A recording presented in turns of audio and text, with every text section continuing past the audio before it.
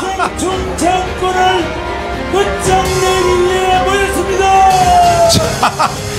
문재인 기생충. 근데 국회에서 답변하면서 김문수가 그러더라고요. 아직도 문재인을 총살시켜야 된다. 그러니까 박근혜가 그 정도 받았으면 총살 아니냐 이렇게 얘기하잖아요. 맞아요. 김일성 주의자라면 당연히 총살해야 된다. 자. 이영훈 목사님이 이것 보고 확 감동받았댔잖아요. 이걸 보고 나한테 돈을 5천만 원을 가져와 광고를 또 더 내달라고. 이게 김문수의 정말 이거는 깜빵사지도 해보고 빨갱이도 해보고 주사파도 해보고 다 해보고 난 뒤에 전향한 후에 고백이요, 고백. 이 김문수의 고백을 전 국민들이 다 알아야 됩니다. 김문수의 대한민국 죽느냐 사느냐. 저는 학생운동, 노동운동을 하면서 대학교에서 2번 제적되고 25년 만에 졸업장을 받았습니다. 7년 동안 공장 생활하면서 노동조합 위원장을 2년 동안 했습니다. 감옥에 2번 가서 2년 5개월 동안 살았습니다. 감옥에서 김일성 주의자 주사파 학생들 수백 명과 만나서 토론도 많이 하고 함께 생활도 했습니다. 광주 교도소에서 난파갑청 공작원 국내 간첩 제일교포 간첩 100여 명과 함께 1년 동안 살았습니다. 저는 마르크스 레닌주의와 모택동주의에 심취하여 공부하고 공산혁명을 꿈꾸기도 했습니다. 저는 공산혁명을 꿈꾸는 선배들의 지도를 받으면서 비밀 지하 혁명 조직 생활도 10여 년을 했습니다. 저는 지금 집권하고 있는 문재인 대통령과 민주당 이해찬 대표, 이인영 원내대표, 심상정 정의당 대표 등 운동권 출신 대부분과 함께 활동하고 같은 시대를 꿈꾸고 투쟁해 왔습니다. 제가 50년간 겪었던 경험에 비추어 볼 때 대한민국은 이미 종북 주사파 좌파 연합에 넘어갔다고 판단이 됩니다. 자, 보세요. 이미 대한민국은 벌써 넘어갔다. 맞았어. 그 다음 1번. 지금은 주사파가 대한민국의 권력을 잡았습니다. 6.25 전쟁 휴전 이후 우리 국민 대부분은 반공 민주주의를 신봉해 왔습니다. 해방 직후부터 공산치하에서 살아봤고 이북 비난민의 채용과 해방 이후 빨갱이들의 폭동과 6.25 전쟁기에 만행이 너무 끔찍했기 때문입니다. 그러나 가족이나 친지 가운데 좌익 경험이 있었던 경우도 많습니다. 또한 통역당, 인혁당, 난민전 등 김일성 남조선 노선을 따르는 지하혁명 활동이 끊임없이 계속 시도됐습니다. 실패를 반복하던 지 1980년 광주 사태를 겪으면서 학생운동과 민주화운동을 열망하던 시민들은 피해 학살과 전두환의 집권이 미국의 무기인 아래 자행됐다며 미국 문화원에 방어하는 사건이 터지기도 하며 급속히 반미 친북 운동이 확산되기 시작했습니다. 북한의 대남방송을 들으며 정리한 김영한의 강철 서신이 대표적인 주사파 운동권 문건입니다. 신군부의 12.12 쿠데타와 광주 사태 그리고 민주화의 좌절을 겪으며 종북 주사파는 대학가로 급속하게 확산됐습니다. 두 번째, 종북 주사파가 학생운동을 급속하게 장악하게 된 원인이 뭔가? 첫째, 전두환의 12.12 쿠데타의 광주 학살로 민주화의 꿈이 갑자기 사라지게 되었기 때문입니다. 둘째, 김일성의 주체 사상 혁명론은 체계적이고 쉽고 대한민국 현실에 잘 맞기 때문입니다. 마르크스 레닌주의 혁명 이론보다 한국적이며 쉽습니다. 북한이라는 조산 공산 혁명 기지에서 권력을 가진 김일성 집단에 의해서 체계적으로 정리되고 매일매일 대남 방송으로 전파되기 때문입니다. 대중성, 민족성, 적합성, 신속성은 기존 마르크스 레닌 공산혁명 이론보다 우리나라 현실에 맞아서 급속히 확산되었습니다. 전대협 한총련이 전국 대학 학생의 조직과 학생운동을 신속히 하고 완벽하게 장악을 했습니다. 이들은 표면 대중 조직인 전대협 한총련과 비밀지하 지도조직의 혁명정당을 나누어 조직 운용합니다. 학생운동을 마치 운동권은 사회로 나와서 사회 대중운동으로 투신하지는 않을 수 없습니다.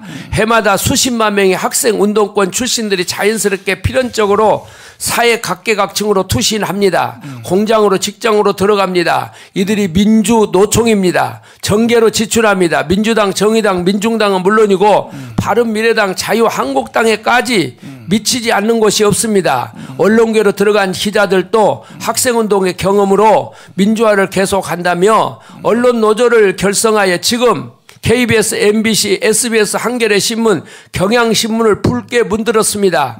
고시에 합격하여 민변 우리 법 연구회, 국제인권법 연구회를 결성하여 대법원장과 헌법재판소와 법원, 경찰, 청와대, 서울시와 각급 지방자치단체까지 모두 장악했습니다. 운동권 학생들이 교사가 되어 전교조를 결성하여 어린 학생들을 붉게 물들이고 있습니다. 영화계로 진출하여 운동권 영화를 만들어 1000만 관객을 울립니다. 문화예술계를 석권하였습니다. 사업에도 투신하여 사업가로 성공하여 부르주아가 되었지만 그의 사상은 여전히 종북주사파로 남아있습니다. 입법, 사법, 행정, 교육, 문화, 방송, 예술, 경제계, 기업, 동네 구멍가게까지 완벽하게 붉은 혁명사상으로 물들었습니다. 주체사상은 강력한 힘이 있습니다. 첫째, 체계적이고 둘째는 성경보다 쉽습니다. 셋째, 살아있는 권력 김정은을 움직이는 사상이요 이론일 뿐만 아니라 조선민주주의 인민공화국이라는 국가 권력입니다. 넷째, 젊은 대학생 시절 조국을 위해 민주화를 위해 자유통일을 위해 체류탄을 마시며 싸우다가 도망다니고 잡혀서 고문당하고 감옥을 들락거리며 청춘을 바치며 헌신했던 자부심을 가지고 있습니다. 다섯째, 사회인이 되어서 운동권의 동지인 인간관계는 끊을 수가 없습니다. 운동권 출신들이 서로 짝을 이루어서 부부가 된 경우에는 혁명 가정이 됩니다. 자녀까지 대를 이어서 사상이 이어집니다. 무섭습니다. 그래서 저는 사상을 바꾸는 것은 담배 끊기보다 더 어렵다고 생각합니다. 이런 종북 주사파들이 수백만 배출되었고 지금 마침내 청와대로부터 대한민국의 굴과 권력뿐만 아니라 사회 각계각층을 완벽하게 장악을 했습니다. 제가 아는 한 세계가 어떤 공산혁명 때보다 더 완벽한 국가 권력을 장악했습니다. 공산주의자들의 신조는 자유주의의 배격입니다. 공산주의자들은 철저하게 자유주의를 부르주아 사상이라고 배격하고 있습니다. 공산주의의 적은 자유주의의 민주주의, 자유민주주의입니다. 모든 공산주의자들은 언제나 민주주의를 내세웁니다. 인민민주주의, 민중민주주의, 진보적 민주주의, 그냥 민주주의입니다. 좌익들은 자기들만이 진정한 민주주의고 자유민주주의는 부르주아 독재를 예쁘게 포장한 가짜 민주주의라고 비난합니다. 좌익들은 어떤 경우에도 스스로를 자유민주주의라고 하지 않습니다. 자유민주주의는 공산주의 배격 대상일 뿐입니다. 대한민국의 자유민주주의 헌법을 지키는 것이 지금 우리 국민의 첫 번째 임무입니다. 제가 운동권에서 혁명을 꿈꿀 때 화합전에 암송하던 자유주의 배격 11운을 소개하겠습니다. 야, 이거 모든 학생 운동권이 다 아는 것이 아니라 엄선된 소수 혁명가들이 하던 것입니다. 남노당과 빨치산 대원 남한 혁명 조직원들이 사상 강화의 한 방법으로 모택동의 자유주의 배격 11훈을 당 생활의 기준과 지침으로 삼았습니다. 야, 11계명이 있네. 네, 11, 저거 완전 10계명하고 같네. 자, 자유주의 배격 11호는 다음과 같습니다. 우리는 사상투쟁을 적극적으로 주장한다. 그것은 당과 혁명단체 단계를 가져오게 하며 싸움의 무기를 더욱 날카롭게 하기 때문이다. 자유주의와 사상투쟁을 거부하게 되면 무원칙한 화평을 가져오게 되고 그 결과 썩어 빠진 작품이 생겨서 혁명단체 어떤 개인은 정치적으로 부패하기 시작한다. 첫째, 극히 단정하고 친밀한 동창 다정하고 친밀한 동창 혹은 고향의 친지 친구 또한 오랫동안 같은 회사에서 일했다고 하여 원칙상의 논쟁을 피하며 화평의 수단으로 가벼이 되는 대로 방임하면 그 자유주의의 표현의 첫 번째 유형이다. 두 번째, 책임 없이 뒤에서 비판하고 적극적으로 조직기관에 제어하지 않으며 앞에서 말하지 않고 뒤에서 비방하며 회의 때는 말하지 않고 회의 후에 떠들며 집중 생활의 원칙이 마음속에 없고 자유로이 방관하면 곧 자유주의의 표현의 두 번째 유형이다. 세 번째, 일에 대하여 관심이 없고 다만 벽에 걸린 사진을 대하듯이 남을 책하지 않고 말하지 않음이 명석한 보신술이라면서 엎드려 침묵하며 곧 자유주의 표현의 세 번째 유형이다. 네 번째, 명령에 복종하지 않고 조육규를 돌보지 않으며 간부라는 구실로 자기 의견만 고집하면 곧 자유주의 표현의 네 번째 유형이다. 다섯 번째, 단결과 진보를 위하거나 부정확한 의견을 고치려는 것보다 개인 공격을 주로 삼아 분하게 생각하고 보복하려 함은 자유주의 표현의 다섯 번째 유형이다. 여섯 번째, 부정확한 의견을 듣고도 항변하지 않고 반혁명 분자의 말을 듣고도 보고하지 않으며 무사태평하게 지내는 것은 자유주의 표현의 여섯 번째 유형이다. 일곱 번째, 군중에 대하여 선전하지 않고 선동하지 않으며 연설하지 않고 조사하지 않으며 묻지도 않고 그 고통까지도 관심을 가지지 않으며 무조건 지시하며 당원임에도 불구하고 지지하며 당원임에도 불구하고 당원의 의무를 망각한 한 사람의 백성처럼 되는 대로 지내면 자유주의 표현의 일곱 번째 유형이다.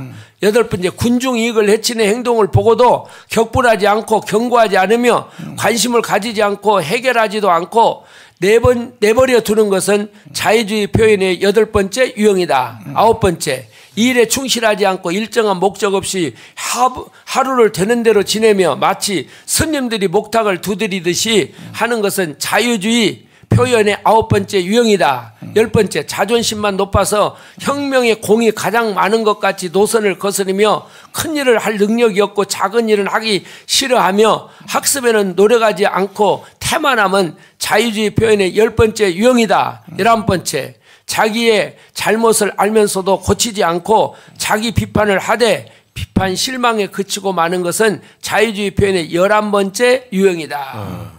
그람씨처럼 저 사람들은 무슨 십계명 같이 저렇게 만들어내는 게 아주 스타일이네, 스타일. 그러니까 그다음에 PD 운동권 출신인 제가 볼 때 우리나라 자유민주주의들의 특성은 이런 것 같습니다.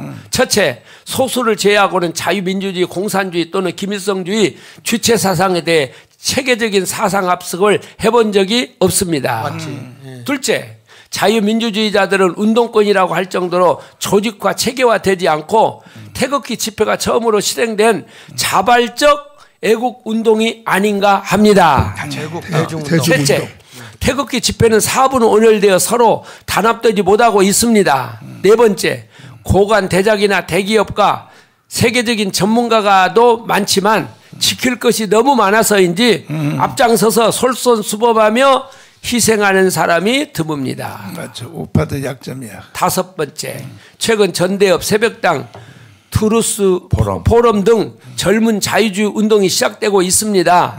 아직은 미약하지만 희망의 새싹들입니다.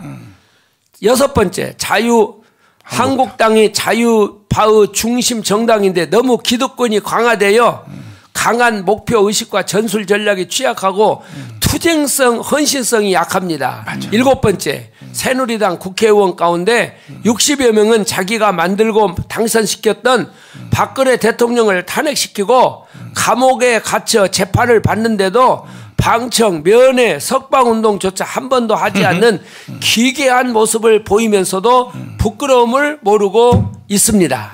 배은. 자유주의, 자유민주주의 대한민국 헌법체제를 김일성주의 주사파로부터 지키는 집단을 말합니다. 주사파는 김일성주의자로서 자유주의자의 적입니다. 주사파는 대한민국을 부정하고 조선민주주의 인민공화국이 한반도에서 정통성이 있는 국가로 생각합니다. 주사파가 대한민국의 정통성을 부정하는 까닭은 이승만과 박정희의 정통성을 인정하지 않기 때문입니다. 자, 그다음 또. 첫째, 이승만은 미국의 앞잡이로서 친일파와 손을 잡고 민족의 자주성을 팔아먹고 자신의 사리사욕을 채우기 위해서 미국이 원하는 반쪽 나라 대한민국을 세웠다고 합니다. 두 번째, 박정희는 만주 군관학교와 일본 육사를 졸업하고 천황의 장교가 되어 만주에서 독립군을 토벌하다가 해방 후에 민중 반민족, 반민주, 친일, 친미, 사대주의 정권을 운영했다는 것입니다. 반면 자유파는 이승만 대통령은 대한민국 건국의 아버지이고 박정희 대통령은 한강의 기적을 만든 영웅이라고 생각합니다. 자유파는 이승만이 없었다면 대한민국 건국 자체가 어려웠다고 생각합니다. 자유파는 박정희가 이끈 한강의 기적이 우리나라의 오늘을 만들었고 중국, 베트남 등 세계 여러 나라에서 하면 된다는 희망과 방법을 알려주었다고 생각합니다. 좌우 대립의 역사란 바로 주사파, 자유파 사이의 체제 전쟁을 말합니다. 먼저 현재의 정세는 문재인 플러스 김정은은 주사파 공동체가 사상 이념 권력의 고치를 점령했습니다. 대한민국은 주사파의 수십 년 전복 세력에 의해 전복 전략에 의해서 점령됐습니다. 자유파와 주사파는 적대적 관계로서 박근혜 대통령 탄핵 이후 지금은 사상 이념 체제 투쟁에서 주사파가 승리하여 집권하고 있습니다. 주사파는 군사력과 무력을 쓰지 않고 촛불 집회와 박근혜 대통령 탄핵 구속으로 승기를 잡았습니다. 2016년 10월부터 전개된 반체제 세력의 촛불 집회와 체제 수호 세력인 태극기 집회 대결은 일단 반체제 세력인 촛불 집회가 승리했습니다. 그리고 2017년 5월 대통령 선거에서 촛불 대통령 문을 탄핵으로 이끌어내는데 성공했습니다. 그리고 곧 박근혜 대통령과 이명박 대통령을 구속시킴으로써 자유파의 10년 체제를 완전히 허물어뜨리는 데 성공했습니다. 종북 주사파 집단이 추대한 문재인 대통령이 집권한 이후 촛불혁명의 정권이 아니며 그동안 사람 중심의 민주주의의 개헌을 하려다가 저지됐습니다. 문재인 정권은 종북 주사파 정권이며 김정은과 연방제 통일을 하는 것이 1차 목표입니다. 문재인 대통령이 신영복을 사상가로서 존경한다고 평창 올림픽 리셉션에서 커밍아웃 한 것은 이미 주사파들이 사상 이념 권력의 고치를 점령했기 때문에 과감하게 세계 만방에 선포한 것입니다. 이 자리에는 미국 펜스 부통령, 아베 일본 수상, 북한 김영남, 김여정 등 세계 여러 나라 지도자들이 참석한 올림픽 개막 리셉션 자리였습니다. 2020년 4월 15일 선거에 대한 저의 판단입니다. 첫째, 경제 파탄으로 인한 민생 투쟁이 더욱 격차될 것입니다. 4.3 이념 권력의 고치를 점령한 문재인 주사파 세력은 권력을 유지 연장하기 위해서라면 수단 방법을 가리지 않고 피라도 흘릴 것입니다. 따라서 자유민주주의 세력이 순진하게 선거법을 지키면서 막말하지 않고 착실하게 바닥을 누비며 정책 선거 운동을 하면 이길 수 있을 것이라는 생각은 비현실적입니다. 선거공학, 정책 위주, 선거 전략으로는 드루킹 태클 조작 범죄로 저지르며 자유파를 적폐 세력으로 몰고 전략 전술을 능순하게 구사하는 문재인 주사파를 이길 수가 없습니다. 둘째, 4.15 선거는 사상 이념 투쟁이며 조직 투쟁, 민생 투쟁의 장입니다. 따라서 통상의 선거운동으로는 이미 권력을 잡고 있는 주사파를 이길 수가 없습니다. 자유한국당은 사상 이념성, 조직성, 연대성, 투쟁성을 강화해야 합니다. 셋째, 4.15 선거와 다음 대선은 문재인, 김정은, 남북 주사파 연대 집권 세력과 한미동맹, 자유민주주의 세력 간의 혈전이 불가피합니다. 자유한국당은 내년 4월 4.15 선거에서 몰입되어 국회의원 선거 중심 전략만으로는 4.15 선거선은 기대할 수가 없습니다. 세 번째, 자유한국당이 당면한 과제는 다음과 같다고 생각합니다. 첫째, 주사파에 의해 감옥에 갇혀있는 박근혜 이명박 대통령과 자유민주 세력의 주역들을 구출하는 석방투쟁이 중요합니다. 그럼에도 불구하고 자유한국당은 박근혜를 석방하라고 외치면 몇 표를 더 받을 수 있을까? 지지율이 몇 %나 영향을 받을까? 이런 생각을 먼저 하고 있습니다. 정치공학입니다. 정치상 상술입니다. 이건 나라를 구하는 참 정치가 아닙니다. 이건 기본적으로 인륜을 지키고 인간이 해야 할 짓이 아닙니다. 애국심과 동지애와 진실성이 빠진 정치는 이제 심판을 받아야 합니다. 둘째, 자유한국당을 혁신하여 나라를 지키는 구국투쟁연대의 중심으로 세워야 합니다. 나라를 통째로 김정은에게 바치고 있는 문재인 대통령을 끌어내리지 않고서 어떻게 대한민국을 구할 수 있습니까? 내가 국회의원이 되고 대통령이 되면 나라를 구할 수 있다고요? 모두들 이런 자기 중심적 생각만 하다가 결국 나라가 이렇게 기울어지지 않았습니까? 지금은 투쟁해야 이길 수 있습니다. 뭉쳐야 이길 수 있습니다. 전략 전술이 있어야 이길 수 있습니다. 셋째, 4.15 총선 승리를 위해 가감한 물갈이와 인재 영입 그리고 이길 수 있는 전략 전술이 진솔하게 신속하게 진행되어야 합니다. 주사파들이 집권하고 있는 지금은 과거 어느 때 야당이 싸우던 것보다 어려운 총선입니다. 지금의 정세가 얼마나 주사파들이 집권하고 있는 지금은 과거 어느 때 야당이 싸우던 것보다 어려운 총선입니다. 지금의 정세가 얼마나 어려운지에 대해서 우리는 냉정해야 합니다. 자기 앞만 보고 싸운다고 이길 수가 없습니다. 우리나라를 둘러싸고 있는 국제 정세와 각 정치 세력의 현황 그리고 무엇보다도 우리 자신의 역량에 대해 냉정하게 분석 판단하고 싸워야 합니다. 어떤 영웅도 혼자서는 이길 수가 없습니다. 자유파에서는 이승만, 박정희 같은 영웅도 지금 없습니다.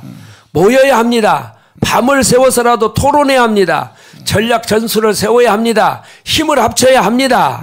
넷째, 자유한국당은 대표 직속으로 사상 이념 전쟁, 주사파 척결투쟁, 자유민주주의 세력, 대동단결 투쟁, 민생 투쟁, 한미 동맹 강화를 이끌 자유 대한민국 수호 비상 국민회의를 구성하여 앞장서서 싸워야 합니다. 자유 대한민국 수호 비상 국민회의는 국회를 기반으로 자유한국당, 우리 공화당 국회의원 모임을 구성하고 비상 국민회의 대수장, 대한민국 수호 장성단, 태극기 세력, 자유한국당, 우리 공화당, 기독교 자유당, 새벽당, 전대협, 새마을운동, 동창회, 향후회, 군인조직, 행정동호회, 애교관 조직 등 모든 애국 세력과 빅텐트를 치고 주사파 집권 세력에 맞서 싸워 이겨서 자유민주주의 대한민국을 지켜야 합니다. 네 번째, 문재인 주사파 정권의 4.15 총선 4대 카드. 문재인 주사파 정권은 통상적인 자유민주주의 정권이 아닙니다. 주사파의 특징은 대한민국 전복의 전략전술이 혁명 교과서에서 이미 정립되어 주사파 운동가들이 달달 외워서 조직적으로 실행하고 있는 점입니다.